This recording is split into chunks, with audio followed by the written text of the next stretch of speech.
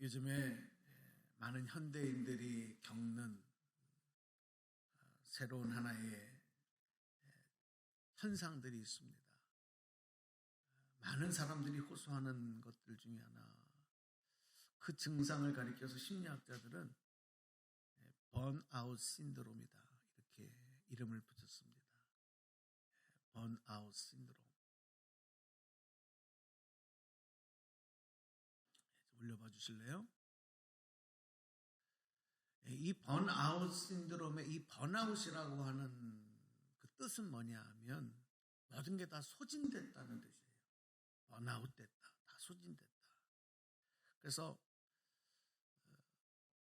의욕적으로 일에 몰두하던 사람이 극심한 육체적, 그 다음에 정신적 피로를 느끼고 갑자기 신체적으로 정신적으로 무기력해지고 피로감이 찾아오고 집중력 떨어지는 현상, 이런 걸 가리켜서 이제 번아웃이다, 이렇게 얘기를 합니다. 그러니까 그동안에 열심히 하던 일에 대해서 갑자기 의욕도 없어지고 성취감, 열정, 이런 걸 다 잃어버리는 거예요. 무기력 상태에 빠지는 거예요. 의욕도 없어지는 거예요. 이런 현상은 정말 열심히 살아가던, 자기 일에 최선을 다해서 살아가던 사람들에게 갑자기 나타나는 그런 신드롬, 그런 현상입니다. 오늘 만약에 여러분에게 이런 현상이 찾아오면 여러분 어떻게 하시겠습니까? 누구에게나 찾아올 수 있는 현상이거든요. 일반적으로 이런 번아웃 신드롬의 현상이 나타날 때 이것을 극복하는 방법을 5가지로 제시를 합니다. 일반적인 내용인데, 첫 번째가 뭐냐면, 왜 나만 이 모양이야 하면서 그 원인을 자기에게 돌리는, 이것을, 그런 행동을 하지 말아야 된다. 자학하는 행동을 하지 말아야 된다. 이게 첫 번째 방법이에요. 근데 두 번째는 그동안 하던 일을 잠깐 멈추라는 거죠. 그리고 업무와 일상의 삶을 분리하면서 충분한 휴식을 가져라. 이게 두 번째 방법이에요.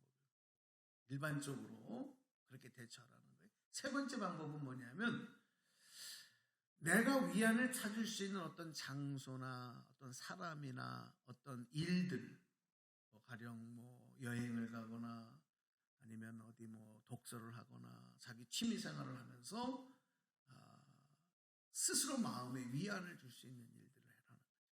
이게 세 번째. 네 번째는, 이런 현상이 오면 나 혼자 있는 상황을 피해야 된다. 혼자 있지 말아라.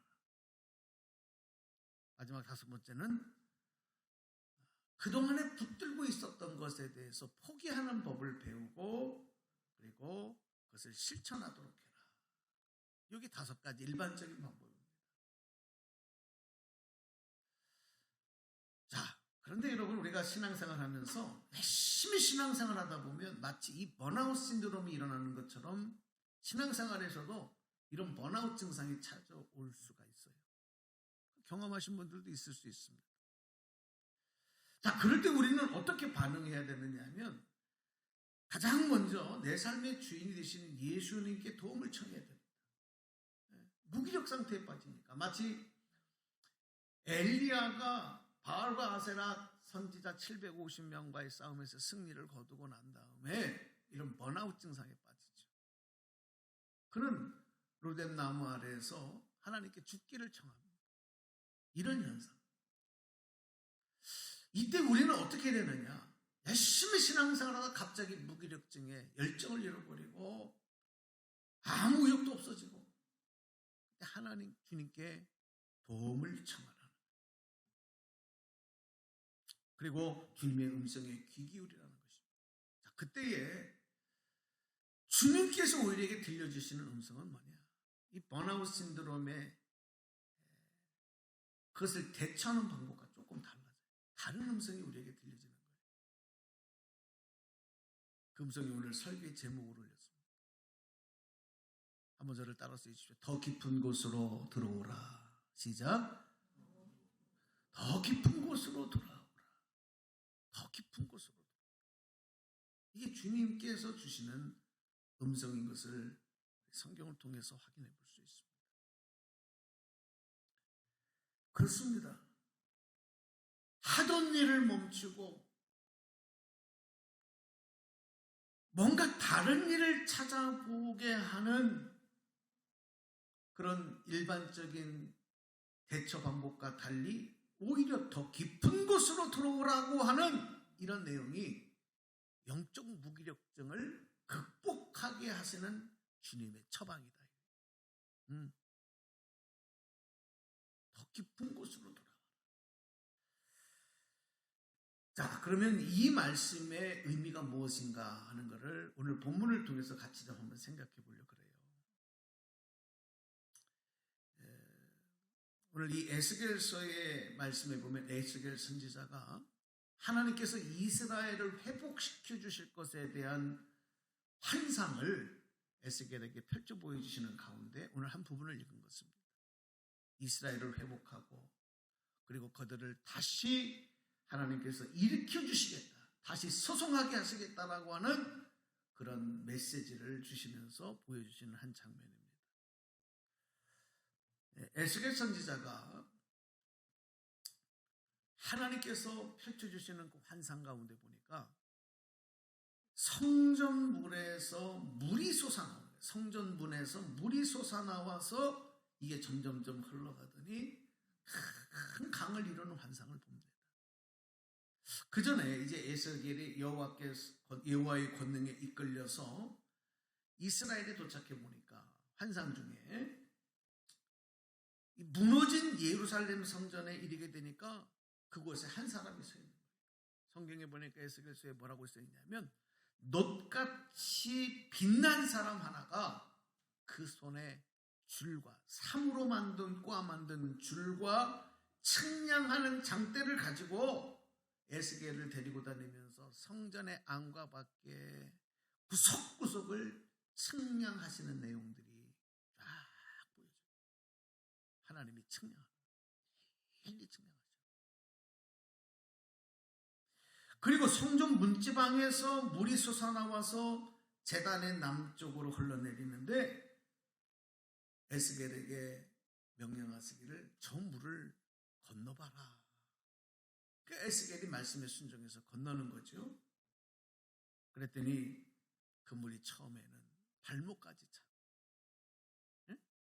그 다음에 다시 건넜더니 천척을 다시 측량을 한 후에 또 건너라 하셨더니 그 다음에는 그 물이 무릎까지 차. 그리고 또 천척을 측량하고 난 다음에 건너라 했더니 허리까지 차. 그리고 다시 천척을 측량하고 건너라 하고 그 강을 봤더니 이제는 헤엄쳐서 건널 수밖에 없는 큰 강을 이루었더라. 온몸을 담그지 않으면 건널 수 없는 강이 되었더라라고 하는 이런 환상을 보여주시는 거예요. 여러분, 이 에스겔이 지금 환상 가운데 본 이 성전 문지방에서 흘러나오는 이 물이 무슨 물일까? 지하수일까? 온천수일까? 어떤 물이겠어요? 뭘 의미하는 거겠어요? 한번 따라서 합시다. 생명수. 다시요. 생명수. 살리는 물입니다. 생명수입니다. 아멘입니까? 이 물은 생명수입니다. 생명수. 이 생명수가 황무지를 적시고 죽음의 바다인 사해, 이스라엘 가면 사해가 있거든요. 거기는 생명이 살 수 없어요. 죽은 물이에요. 죽은 바다예요.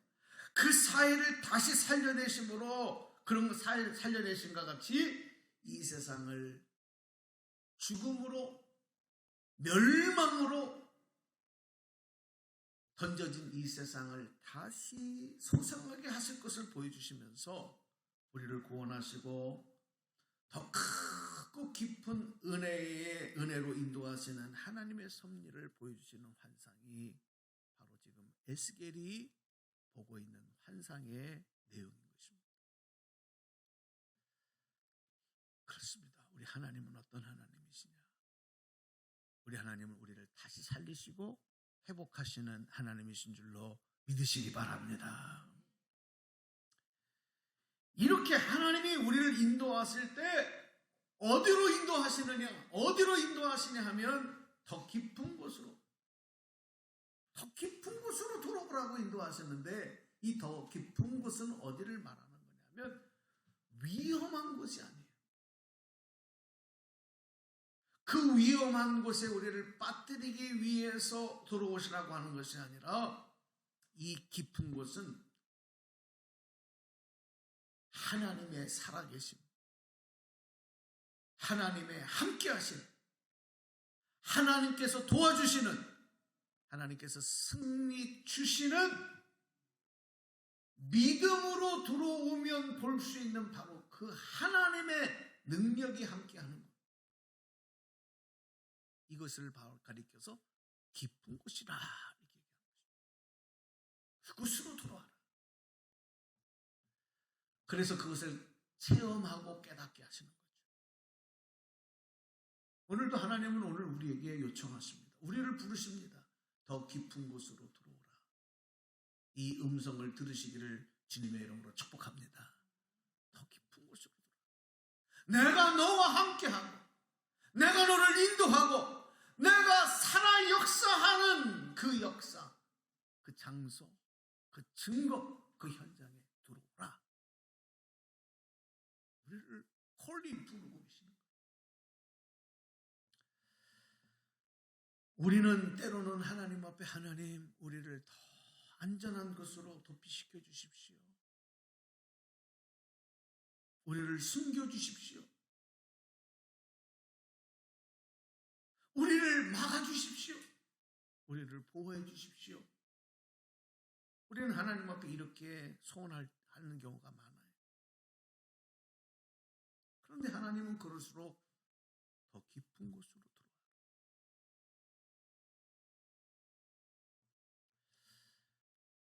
자, 그래서 이런 하나님의 부르심, 하나님의 인도하심, 이런 말씀에 우리가 절대적으로 순종하기 위해서는 어떻게 됩니까?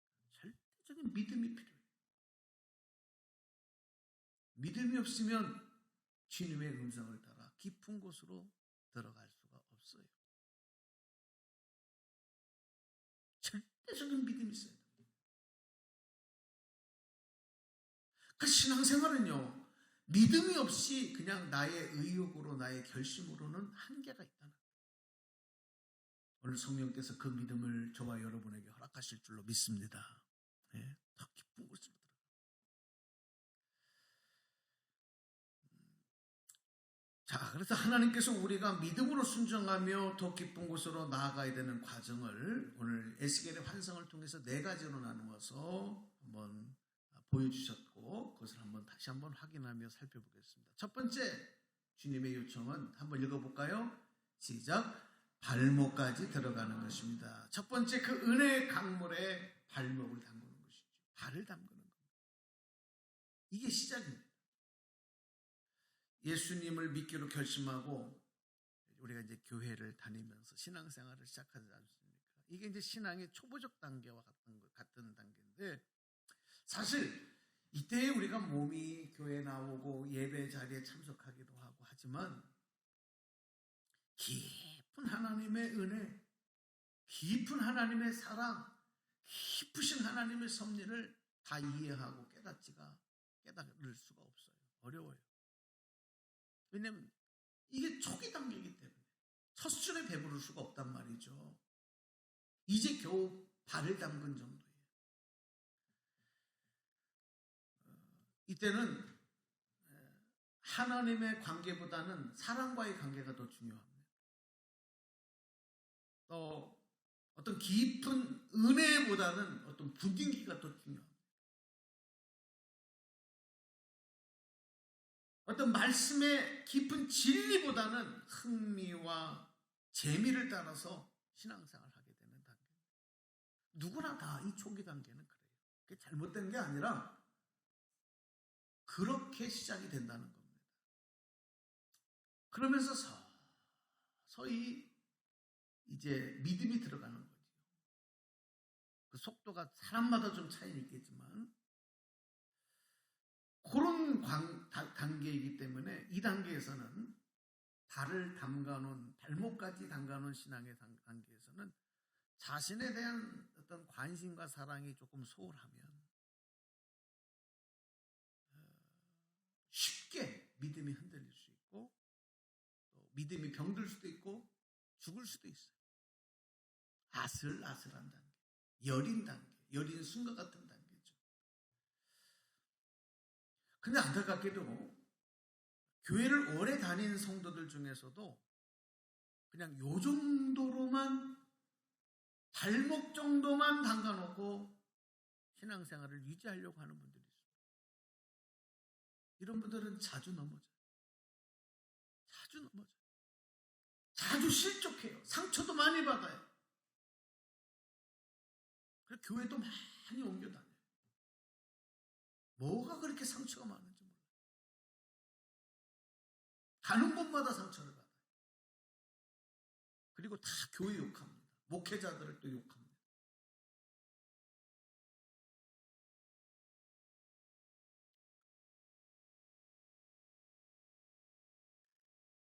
왜 그러냐 하면 이 초보 단계에만 머물러 있으면 이 거듭남의 체험을 하지 못하기 때문에, 교회를 오래 다녀도 발목신앙에서는 거듭남을 체험할 수가 없어요.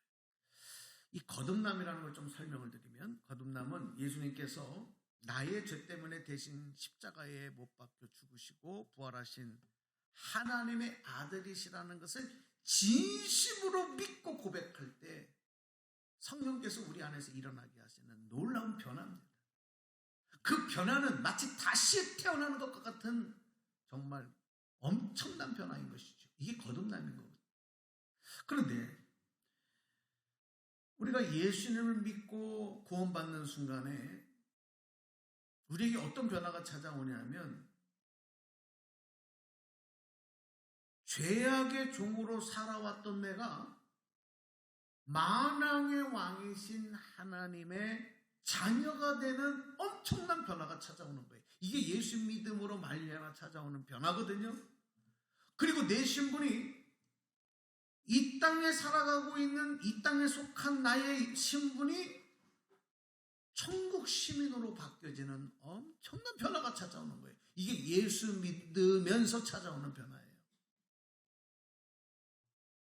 또 한 가지의 변화는, 그러므로 만왕의 왕이신, 감히 하나님 앞에 나갈 수도 없고 하나님을 하나님이라고 부를 수도 없었던 죄인된 우리가 그 하나님을 아버지라고 부르요. 아빠, 아버지라고 부를 수 있게 되는 변화가 찾아오는 거죠. 이런 변화를 체험하면서 우리 안에서 찾아오는 것, 이런 체험의 역사로 인해서 우리는 거듭남의 체험이 일어나는 것입니다. 우리가 신앙생활하면 반드시 이 경험을 해야 돼요. 이 변화된 나를 발견하고 고백하지 못하면 발목신앙에 머무르게 되는 거죠. 그런데 은혜의 물이 발목까지만 차 있으면, 하나님 말씀을 들어도 은혜가 겨우 발목 정도만 잠기기 때문에 그 은혜의 맛을 간간히 느낄 정도지 깊은 영적 진리를 깨닫지 못하고, 하나님의 사랑도 마찬가지예요. 깊으신 하나님의 사랑을 알지 못해요. 그러다 보니까 이런 엄청난 변화가 내 안에 일어났다라고 하는 변화를 체험할 수가 없습니다. 뜨겁지도 차지도 않는 그런 믿음을 유지할 수밖에 없어요. 그래서 발목신앙에서 더 깊은 은혜의 강으로 들어가야만 되는 것입니다. 두 번째가 뭐냐? 한번 읽어보겠습니다. 시작. 무릎까지 들어가야 됩니다. 여기 단계입니다. 누구나 거쳐가는 하나의 과정이에요. 무릎까지 들어가는 것입니다. 은혜의 강에 무릎까지 들어가게 되는 단계는 어떤 단계냐? 신앙생활로 적용해보면 이제 그 믿음이 스스로 기도하는 생활을 해요. 하나님 앞에 기도해야지 하는 마음도 들어와요. 그리고 하나님의 말씀을 들을 때 이제 의심이 없어져요. 아멘 하면서 말씀을 받아들일 수 있게 돼요. 정말 순전한 어린아이처럼 하나님의 말씀을 받고 아멘하면서 순종하려고 노력하는 단계. 기도하며 신앙생활하는 단계. 물론 예배에도 열심히 참석하게 되겠죠. 그런데 이 무릎 신앙의 한계점이 있어요. 이렇게 신앙생활하면서도 한계점이 있는데 그게 뭐냐? 여전히 자기중심적. 그러니까 모든 게 다 나를 위해서 나를 만족시키고 내가 좋고 내가 원하는 것이 이루어지기를 원하고 내가 세상에서 이런 것들이 해결되고 복을 받기를 원하고 다 자기중심이에요. 여기 안에만 갇혀있는 이것을 벗어나지 못하는 한계가 무릎신앙의 한계다. 분명 발목신앙에서는 발전되어진 과정인데 더 깊은 곳으로 들어간 단계인데 그러나 여전히 이 한계 안에 갇혀있다. 우리 아이들을 키우다 보면 아이들이 철이 없을 때는요. 부모의 사정을 몰라요.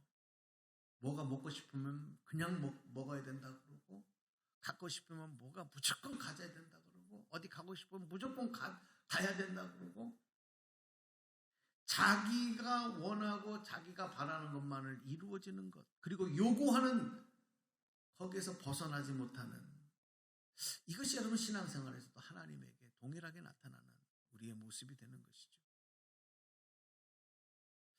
우리 성도들 중에 보면 기도 생활도 해요.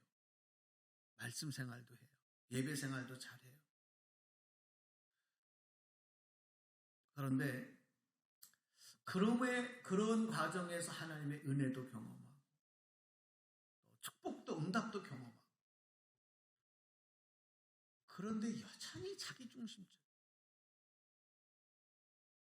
자기중심적인 것에서는 넘어가지 못하는다. 그런데 여러분 이 무릎신앙 단계가 신앙생활의 과정 속에서는 참으로 중요한 단계입니다.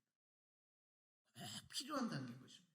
왜냐하면 이 과정이 없으면 이 단계가 없으면 결코 성숙한 장성한 그런 어른으로 자라날 수가 없고 성장할 수가 없는 거예요.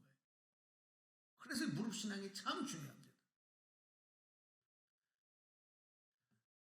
우리 모두가 다 경험하지만 기도와 말씀의 자리에서 벗어나면 우리 믿음은 결코 성장할 수가 없습니다. 그러니까 누구든지 처음에 기도할 때 누구든지 하나님 말씀을 들을 때는 내가 중심이 되어져서 기도하게 되고 들을 수밖에 없어요. 이게 여러분 잘못된 게 아니라 과정인 거죠. 그러나 그게 중요하다는 거예요. 그렇게라도 기도해야 되고 말씀의 길을 열기 시작해야 되는 거예요. 그러나 한 가지 여기에만 머물러 있어서는 안 된다. 그 한계에 갇혀서 있어서는 안 된다.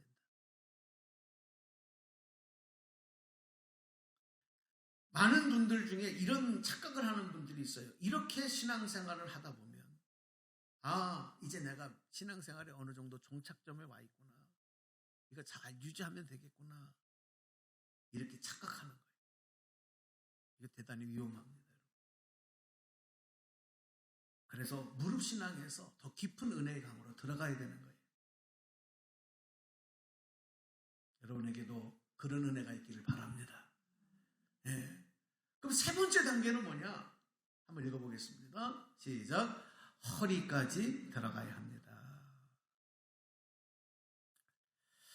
허리까지 은혜 강에 들어간다고 하는 것을 우리 신앙생활에 적용해 보면 뭐냐면 청년의 신앙. 가장 왕성하게 일하는 청년의 신앙을 우리가 말씀을 드릴 수가 있어요. 우리의 몸에서 여러분 힘이 어디서 나와요?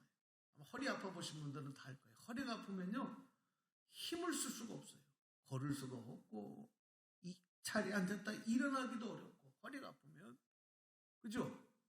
뭐를 제대로 할 수가 없어요. 그러니까 이 힘이 어디서 나오냐면 허리에서부터 나온단 말이에요. 이 청년의 때는 허리가 튼튼해요. 그러니까 에너지도 많고 왕성하게 활동할 수가 있는 것입니다. 우리 신앙생활이 허리신앙 수준에 올라오면 자기중심적인 믿음에서 교회 공동체를 더 먼저 생각하는 믿음으로 발전을 해요. 이게 여러분 무릎신앙과의 차이점입니다.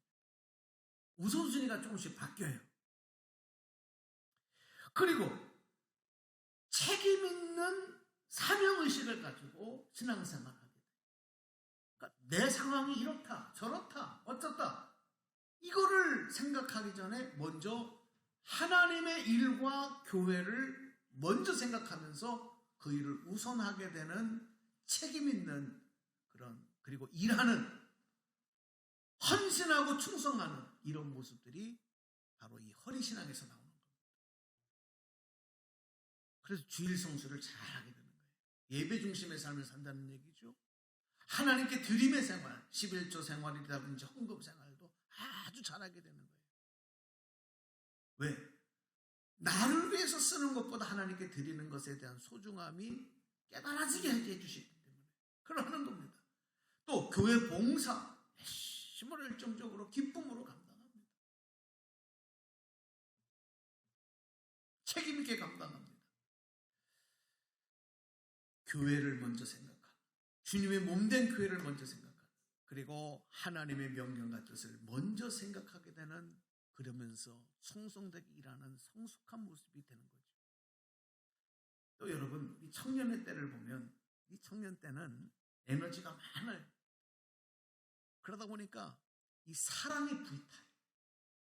청년 때는 연애도 많이 하는 거죠.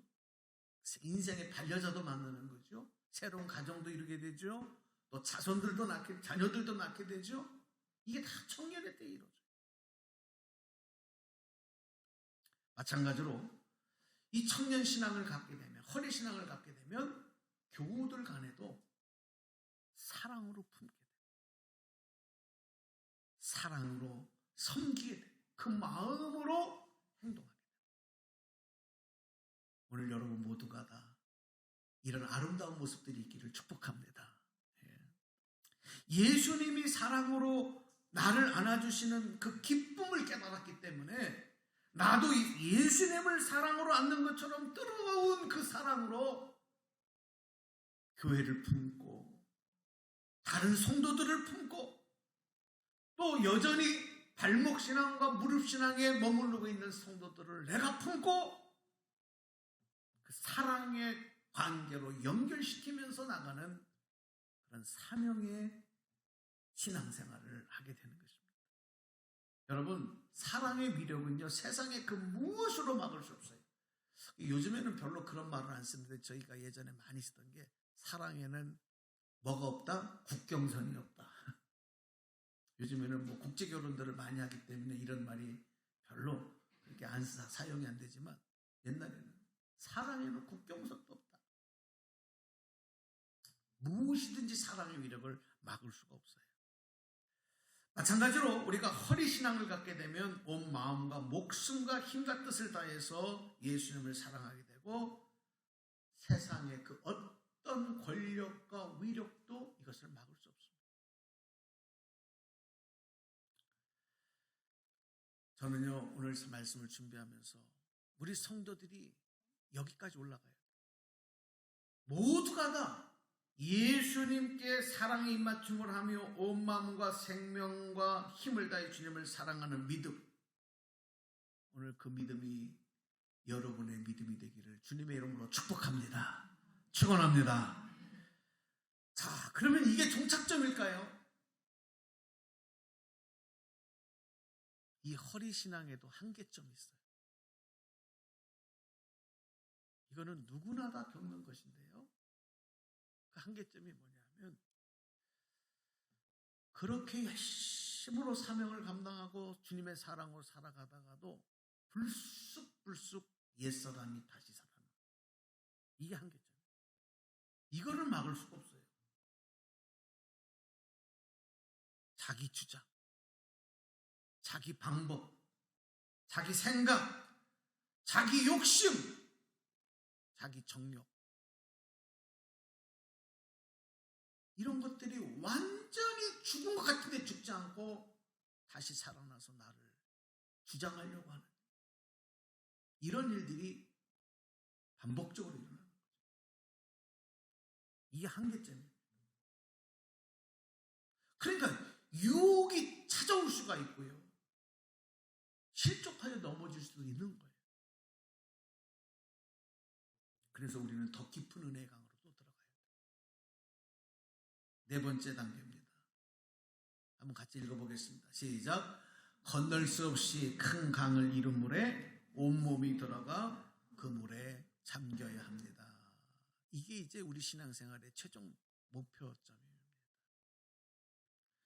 여러분, 물에 온몸이 잠긴다는 건 뭘 뜻할까요? 물에 온몸이 잠긴다. 뭘 뜻하는 거예요? 네? 죽는 겁니다. 내가 죽는 거예요. 물에 빠지면 사는 사람 있어요? 물고기 아닌 이상 다 죽어요. 온몸에 나의 몸을 던진다. 이거는 스스로 목숨을 끊으라는 얘기가 아니라 완전히 옛사람이 죽는 걸 말하는 거죠. 이거를 신앙생활에 적용하면 우리가 이제 하나님을 전인격적으로 만나게 되는 거예요. 그 하나님의 능력과 사랑을 완전히 체험하면서 이제는 나의 의지가 아니라 성령의 인도하심으로 거기에 나의 옛사람이 죽었기 때문에 그냥 순종하며 나가는 이런 상태가 되는 거죠. 힘쓰지 않는 거예요. 그냥 그렇게 되는 거예요. 여러분, 오늘 주님 앞에 예배 드리러 나오실 때 예배 드리러 가야지 하고 막 뭔가를 이거 저거 이거 하면서 힘쓰는 단계라면 아직 여기까지 못 들어오신 거예요. 그런데 주님의 날 교회에 가서 예배 드려야 되지. 이게 그냥 자연스럽게 무엇도 이것을 방해할 수 없도록 나의 삶이 이렇게 인도해서 무르르득 가는 거, 이 단계예요. 하나님에 대해서 순종하는 게 힘든 게 아니에요. 그냥 되는 거예요. 호흡하듯이 되는 거예요. 그래서 이 온몸 신앙이 되면 바울 사도처럼 이렇게 고백하게 돼요. 그게 이제 갈라디아서 말씀에 잘 고백되고 기록되는데 한번 같이 읽어보겠습니다. 갈라디아서 2장 20절 말씀입니다. 소리내셔서 시작. 나는 그리스도와 함께 십자가에 못 박혔습니다. 이제 사는 것은 내가 아닙니다. 그리스도께서 내 안에서 사시는 것입니다. 내가 지금 육신 안에서 사는 것은 나를 사랑하셔서 나를 대신하여 자기 몸을 내주신 하나님의 아들을 믿는 믿음 안에서 사는 것입니다. 자, 여러분, 이 온몸 신앙이 되면요, 내가 사는 게 아니라 주님 안에서 나는 그냥 거저 사는 거예요. 내가 살려고 몸부림치는 게 아니라 그냥 사라지는 거예요. 믿음 안에서. 할렐루야. 믿음 안에서 그냥 사라지는 거예요.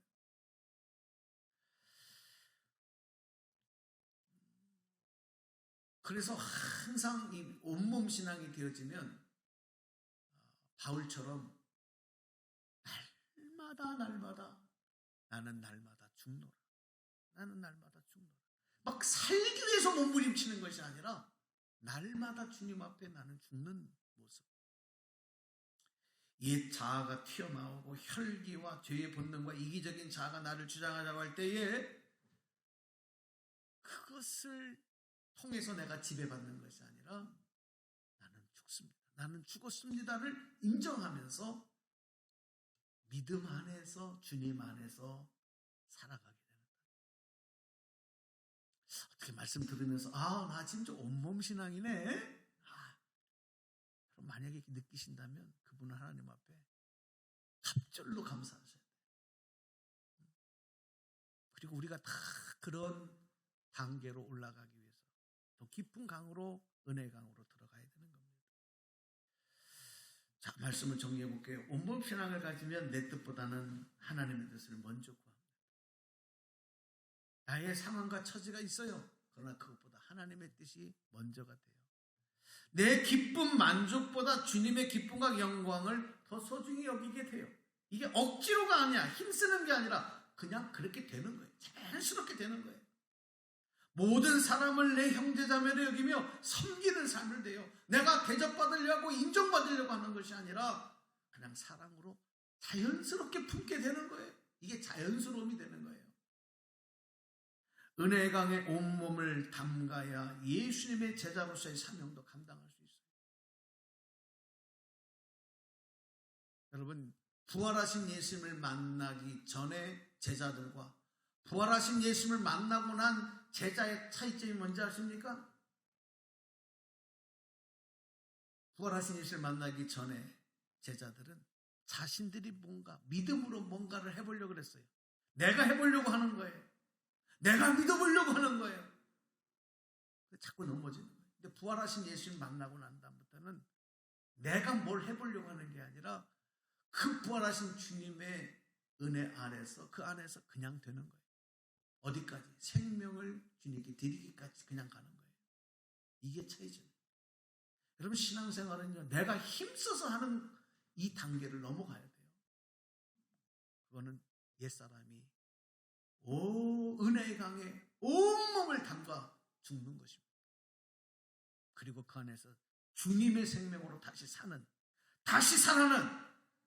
그래서 이제 사는 것은 내가 사는 것이 아니라 주님의 은혜로 살아가는, 이게 진짜 신앙생활이에요.